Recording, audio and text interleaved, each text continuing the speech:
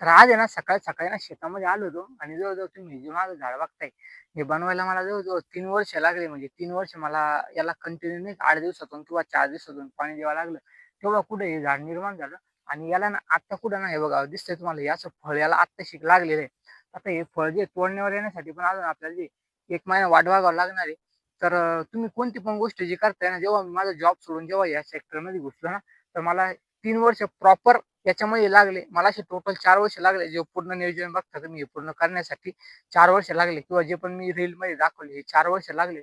पण तुम्हाला आज एक गोष्ट सांगतो बघा मित्रांनो, आता तुम्हाला दिसत असेल माझ्या हातामध्ये ऐकायची ना, तर मी फॉर एक्झाम्पल आता ही जर फांदी तोडली मी, तर ही फांदी तोडण्यासाठी मला फक्त तुमच्या समोर 3 सेकंद लागले. किती? 3 सेकंद पण नाही लागले असेल, कदाचित 2च सेकंद लागले असेल.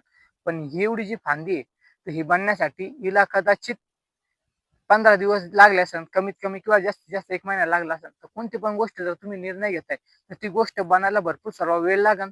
तर तुम्हाला पेशन्स ठेवावाच लागेल. तर जर ते तुमच्यामध्ये असेल, तरच कोणत्या पण सेक्टरमध्ये तुम्ही यशस्वी होऊ शकता. सांगायचा मुद्दा हाच आहे, की करा मनापासून आणि स्वतःसाठी करा. स्वतःच्या स्वप्नांसाठी जगा. लोकं येणार, सांगणार थोड्या दिवस, पण स्वतःचे स्वप्न कायम आपल्यासोबत राहणार. तर भेटू पुढच्या मिनी ब्लॉगमध्ये. काळजी घ्या. धन्यवाद.